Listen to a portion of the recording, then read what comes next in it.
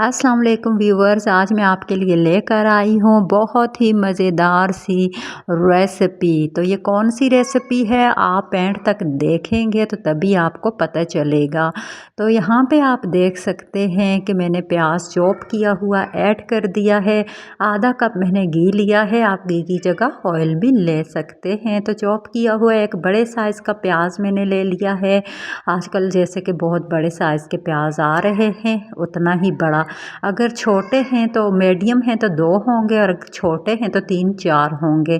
तो यहाँ पे आप देख सकते हैं इसको मैंने चॉप कर लिया है।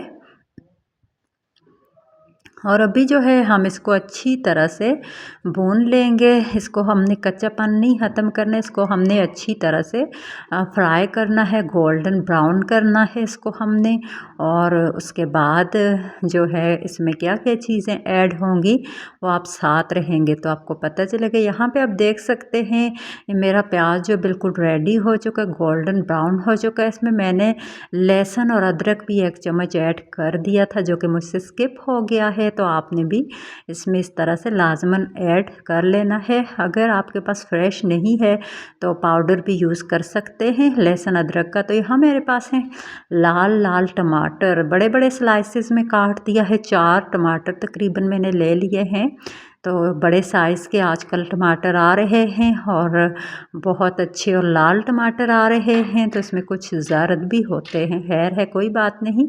तो यहाँ पे मैंने बड़े स्लाइस में से इसलिए कट किया है ताकि इसका छिलका जो है वो आसानी से रिमूव कर सकूँ। तो जहाँ कौरमे में आपको या किसी शोरबे वाले जो सालन है वो आप बना रहे हैं तो उसमें छिलके बिल्कुल भी तैरते हुए अच्छे नहीं लगते। तो इसीलिए इसको थोड़ी देर के लिए घी में जो है भूनेंगे तो इसका छिलका जो है वो खुद बहुत सॉफ्ट हो जाएगा और उतरने में आसानी होगी। इस तरह से देखें टमाटर हमारे सॉफ्ट हो चुके हैं, ये देखें छिलका अलग हो रहा है, ये देखिए।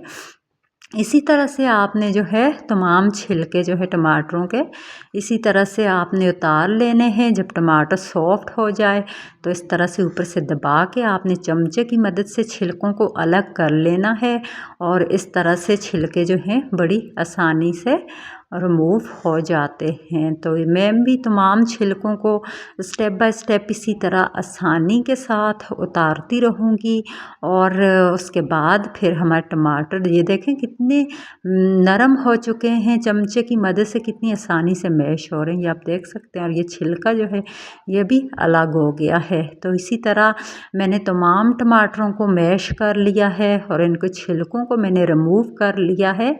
बिल्कुल मैंने इसे ग्राइंड नहीं किया है, चमचे की मदद से मैंने इसे मैश किया है। और देखिए कितने अच्छे से मैश हो चुके हैं। तो डेली की तरह बहुत ही मुख्तसर से मसाले मैं इसमें ऐड करने जा रही हूँ। यहाँ पे मेरे पास है हल्दी, दारचीनी, नमक और उसके अलावा सुरख मिर्च पाउडर और कौरमा मसाला। तो इसमें मैं कौरमा मसाला ऐड करूँगी और कोई भी ज़्यादा खड़े मसाले या ज़ीरा, धनिया पाउडर, गरम मसाला पाउडर, ये सब चीज़ें इसमें मैं ऐड नहीं कर रही हूँ। जस्ट दारचीनी ऐड की है। और हमेशा की तरह बहुत ही मुख्तसर मसालों के साथ मैं बहुत ही ज़बरदस्त सी रेसिपी लेकर आती हूँ आप लोगों के लिए जो लोग अफोर्ड नहीं कर सकते महंगी चीज़ें। तो यहाँ पे मेरे पास है तकरीबन आधा किलो आलू। तो इन्हें मैंने बड़े बड़े स्लाइसेस में कट कर लिया है और अच्छी तरह से वॉश कर लिया। आजकल बहुत अच्छे फ्रेश आलू आ रहे हैं तो ऊपर से छुरी से रगड़ के भी आप छिलके को आसानी से रिमूव कर सकते हैं। तो यहाँ पे हमारा जो है मसाला बहुत अच्छे से बन के रेडी हो चुका था।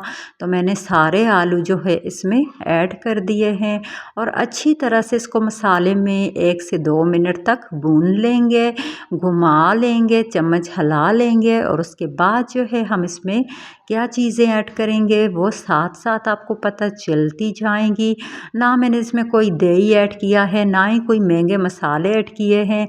बहुत ही आसान, सस्ती और मज़ेदार रेसिपीज़ हैं। यहाँ मेरे पास है मटर, तकरीबन 1 किलो मटरों का मैंने छीला है तो आधा किलो ही रह गए होंगे। तो यहाँ पे आप देख सकते हैं इतने से मेरे पास मटर हैं, अच्छे से वॉश कर लिया है। और अब इनको भी इसमें हम ऐड कर लेते हैं।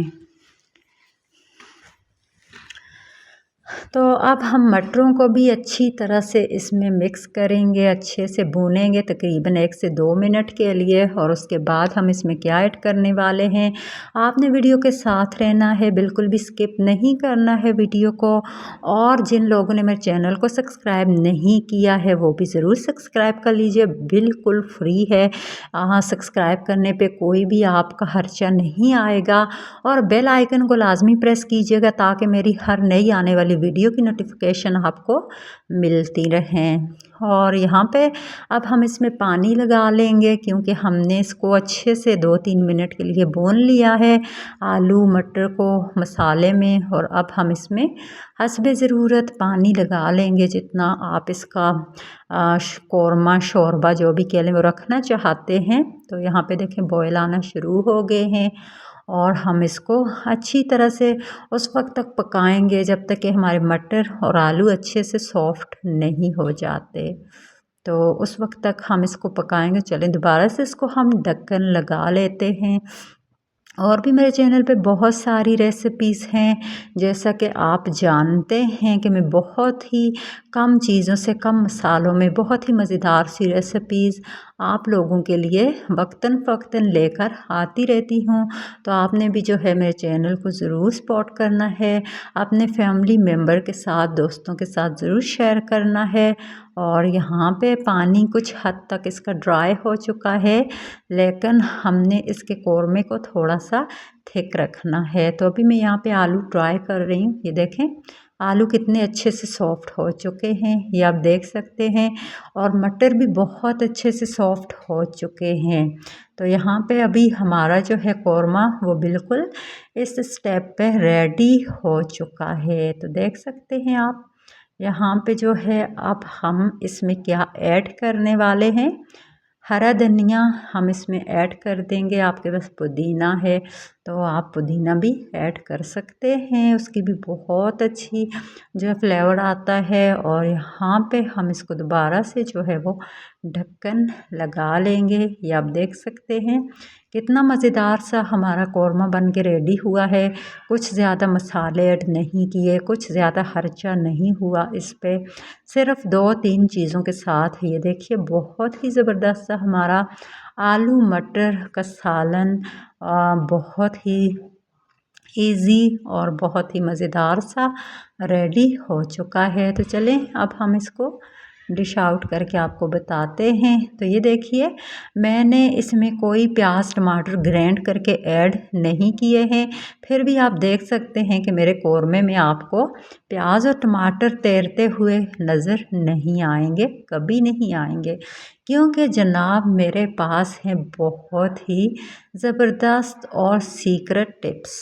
तो वो टिप्स मैं आपके साथ रोज़ाना शेयर करती हूँ, अगर आप गौर करें तो। आज की वीडियो कैसी लगी ज़रूर बताइएगा। इजाज़त दीजिएगा। अल्लाह हाफ़िज़।